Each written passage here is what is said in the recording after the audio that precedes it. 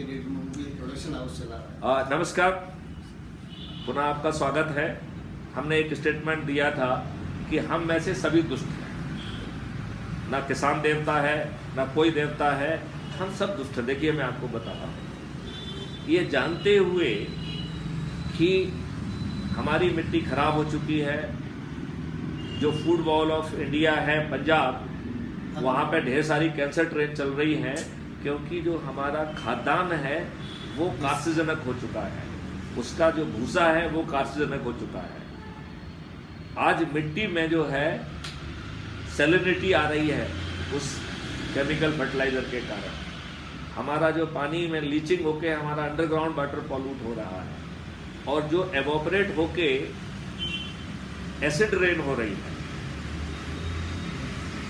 अभी ये तो हो गया एक स्वरूप हमारे किसान देवता का। अब दूसरा स्वरूप देख लेते हैं कि मंडी वाला कहता है मुझे तो इतना पैसा चाहिए, चाहे आप मिट्टी मिला के आओ, तो वो मिट्टी मिला के आप तक पहुंचा देते हैं। आप तो मानते कि नहीं मानते हैं कि अच्छी क्वालिटी देने में किसानों को आपको कोई रुचि नहीं है, राइट है? तो अन्न देवता जो है ना, ये वोट मांगने वाले करें, जिनको वोट नहीं चाहिए वो तो खरी खरी बातें करें, ठीक है ना। हम क्यों जो है ना नाहक देवता कहें। अब बताइए, यदि आप देवता हैं तो आप अपने भैंसों को, गायों को, बकरियों को, मुर्गियों को, सब्जियों को, फलों को हार्मोन्स क्यों दे रहे हैं? थोड़े से लाभ के लिए। वो सब कार्सिजन जेनेटिकली मॉडिफाइड, जो अभी शासन ने जो है उसको कुछ अप्रूव दिया है, मुझे अभी अध्ययन करना बाकी है। आप ये बताइए, बीज का मुख्य गुण क्या है? बीज का मुख्य गुण क्या है? बीज का, सीड का मुख्य गुण क्या है? वो नेचुरल होना चाहिए। अभी तो सीड का मुख्य गुण है कि वो अपनी प्रजाति को आगे बढ़ाए, उससे जो है रीजनरेशन हो। जो जेनेटिकली मॉडिफाइड सीड है या जेनेटिकली टर्मिनेटेड सीड है, उसमें आपने उसको रिप्रोड्यूस करने का, रिक्रिएट करने का जीन काट दिया। यदि किसी चीज से आप उसका मुख्य गुण काट देंगे तो वो आगे जाके उत्पाद करेगा कि नहीं करेगा। ये जेनेटिकली टर्मिनेटेड सीड जो है, ये कैंसर और बाकी चीजें भी जरूर करेंगे। कोई कारण ही नहीं है कि यदि आप जिस चीज का जो मुख्य गुण है यदि वही काट देंगे तो उसका नेगेटिव असर ना आए, ये संभव ही नहीं है। तो हम जेनेटिकली मॉडिफाइड सीड, ये फालतू के सीड क्यों ले रहे हैं? जब हमारे पास इतना ओवर प्रोडक्शन हो रहा है कि हमें रखने के लिए जगह नहीं है, तो हम बहुत हाई बिल्डिंग वैरायटी के सीड क्यों यूज कर रहे हैं? यदि हम जो है नॉर्मल सीड, अच्छा ये बताइए, इतने सारे सीड जो है ना, वैरायटीज ईश्वर ने पैदा की, कॉस्मोस ने पैदा की, 2500, 3000, 5000। क्या ईश्वर किसी भी सीड को, किसी भी वैरायटी को बिना किसी मकसद के भेजा होगा? तो चाहे हमें मालूम हो चाहे ना हो, उस सीड में कोई ना कोई ईश्वरी तत्व जरूर होगा, औषधि तत्व जरूर होगा, कोई ऐसी प्रॉपर्टी जरूर होगी जो जनहित में होगी। क्योंकि हम देख नहीं रहे हैं, रिसर्च नहीं कर रहे हैं, हम अंधे हैं, इसलिए हम जो है ना, हमको कुछ मालूम नहीं है। तो आप अपने तीसरी बात कर दी। अब अपन आते हैं कि दूध के ऊपर। आप ये देखिए, जितना दूध आप कंज्यूम कर रहे हैं, उसका 1/3 दूध ही आपकी गाय, बकरियां, भैंस आप पैदा करते हैं। तो 2/3 दूध जो है वो कहाँ से आ रहा है? वो केमिकली प्रोड्यूस है। आप रोज वीडियो देखते हैं कि यूरिया से कैसे बनाते हैं, फलाने केमिकल से कैसे बनाते हैं, ठीक है ना। हमारे प्रशासन को क्यों नहीं दिखता है कि इसके बाद 5 भैंसे नहीं है, वो टैंकर में दूध बेच रहा है? जो खरीद रहा है, चाहे वो जो है ना शासकीय डेयरी हो या और कोई खरीद रहा है, वो साथ में एक सर्टिफिकेट क्यों नहीं मांग रहा है कि आपके पास कितनी गाय और भैंसे हैं, उनका कितना प्रोडक्शन होता है, आप दिन प्रतिदिन कितना बेचते हो? मतलब कहीं कोई अकाउंटेबिलिटी नहीं है, और अपन कहते देवता है। तो आपको मैं बताऊं कि यदि इस केमिकली प्रोड्यूस और केमिकली मेड यदि दूध या दूध के प्रोडक्ट का 4 साल तक लगातार यदि सेवन किया जाएगा, तो वो जो है कार्सिजनक हो जाएगा, उससे ऑटोनोमिक डिसीजेज होंगे या कैंसर होगा। अब एक 5वीं चीज पे चलते हैं अपन, जो इलाज के लिए हैं। आज है ना, आपको कोई भी डॉक्टर स्वस्थ नहीं देगा, कोई डॉक्टर स्वस्थ है ही नहीं। आप चाहे बीपी से परेशान ना हो, लेकिन उनको बीपी भी है, उनको डायबिटीज भी है, क्योंकि उनके अंदर पूरी दुष्टता बनी हुई है। आप ये बताइए कि जो केमिकल मॉलिक्यूल्स हैं जो कि दवा के फॉर्म में आते हैं, उनमें सबके साइड इफेक्ट हैं, और रोज जो है खतरनाक से खतरनाक मॉलिक्यूल ये लोग अपने जो है ना लाभ के लिए आपके ऊपर जो है ना एक्सपेरिमेंट कर रहे हैं, आपको दे रहे हैं। आवश्यकता नहीं है उनको दे रहे हैं। जहां से ये पैथी आई है वहां पर एंटीबायोटिक नहीं देते हैं। आपको थोड़ी सी खांसी आ जाएगी तो 15 दिन का आपको एंटीबायोटिक देते हैं। आपका वायरल फीवर जो कि वायरस के कारण होता है, और वायरस अपनी स्वतः मौत मरता है, आपके अंदर कोई घाव नहीं है, किस बैक्टीरिया के भय से बिना एविडेंस के आप जो है एंटीबायोटिक दे रहे हैं? तो आपने प्रोटोकॉल जो है, आप भारतीय संस्कृति के हिसाब से ऊपर भगवान और नीचे डॉक्टर, वो डॉक्टर इतना दुष्ट हो गया। तो ये सब केमिकल मिलके मेरा अपना आकलन है कि यदि हमने मिड कोर्स करेक्शन नहीं कर पाया तो आने वाले 4-5 साल में हर 3 में से 2 व्यक्ति जो है ना वो कैंसर या ऑटोनोमस डिसीज से सफर करें। आपको ये मालूम है कि कैंसर किस वायरस या बैक्टीरिया से होता है? मैं आपसे पूछ रहा हूँ। मोज़ेक वायरस जो होता है उसी से कैंसर मतलब जनरेट होता है। कैंसर किसी भी वायरस से नहीं होता है, कैंसर किसी भी बैक्टीरिया से नहीं होता है। नहीं, ये सब झूठ है। कैंसर जो है वो आपकी सेल का इन तमाम केमिकल्स ने जो आपने अत्याचार किया है, it is a protest of your cell against the atrocity which we are committing on our side.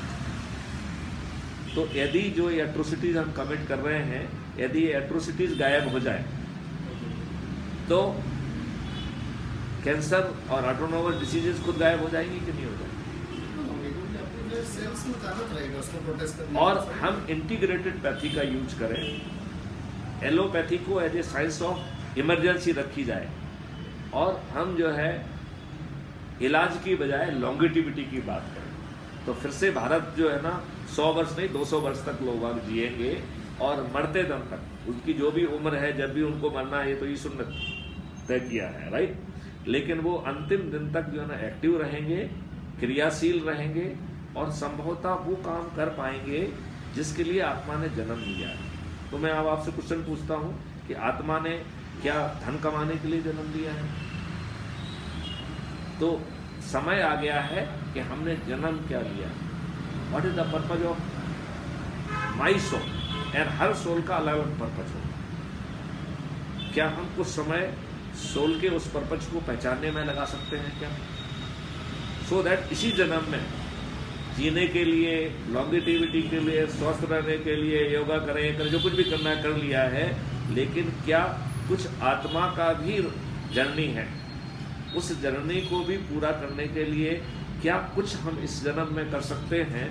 इसके बारे में भी यदि हम विचारण करेंगे तो हर व्यक्ति को जब वो आत्मचिंतन करेगा तो उसे अपनी जर्नी का बोध हो जाएगा। सर, मेरा एक प्रश्न है, इसमें ये मन में आ रहा है कि किसान आज ठीक है, उसका जो है MSP की बात चल रही है, उसका मिनिमम, ये बात हम आपको अगले अंक में बताएंगे, और इस बात को अपन यहीं पे ख़त्म करते हैं।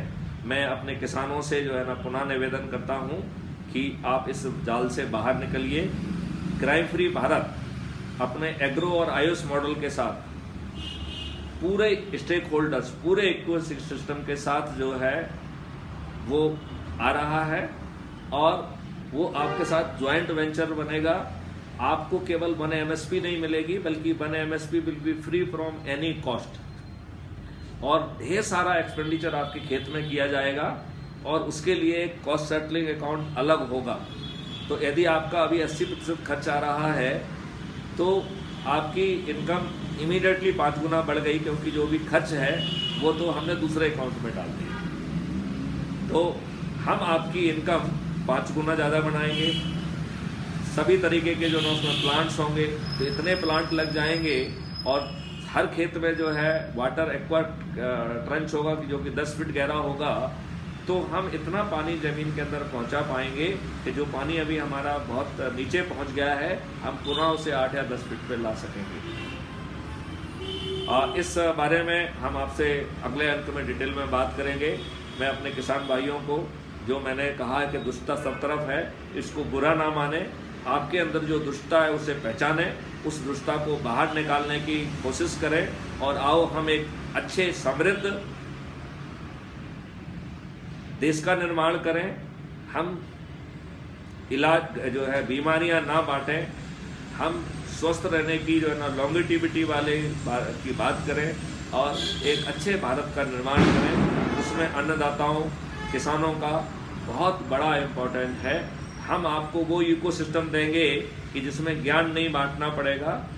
बिना ज्ञान बांटे शुरू में आपकी आमदनी 5 गुना बढ़ेगी, और आने वाले समय में क्योंकि हम वर्टिकल जो है ना क्रॉपिंग में जाएंगे, लिहाजा हमारी जो प्रोडक्शन है और जो आमदनी है वो 25 टाइम्स से भी ज़्यादा पहुँचेगी। हमारी आमदनी जो MSP से भी जो है ना बहुत आगे बढ़ेगी। क्यों? क्योंकि आप जो है अभी जो पैदा कर रहे हैं वो जहर पैदा कर रहे हैं। जब हम केमिकल्स को हटा देंगे तो फिर आप जो है अमृत पैदा करेंगे। तो आपके फलों में अमृत होगा, आपकी औषधियों में अमृत होगा, आपके जो है सुगंधित पेड़ जो रहेंगे उनमें भी अमृत, उनकी सुगंधी और बढ़ जाएगी। बटर प्लांट्स में जो है ना प्रोटीन के साथ साथ अमृत होगा, फलों सब्जियों में और सीरियल्स में, अनाज में भी अमृत होगा। आपके शहद जो होगी वो बहुत सारे मेडिसिनल प्लांट्स के बीच में उगेगी, तो शहद में भी औषधीय गुण होंगे। हमारा दूध जो है वो औषधीय होगा, उससे जो गोबर, मूत्र और बाकी चीज़ें निकल रही हैं, और उसमें हम माइक्रोब आदि डालकर हम केवल उसे ऑर्गेनिक फैक्ट्री नहीं बनाए, ऑर्गेनिक खाद नहीं बनाएंगे, बल्कि हम उसे ऑर्गेनिक फैक्ट्री में कन्वर्ट करेंगे।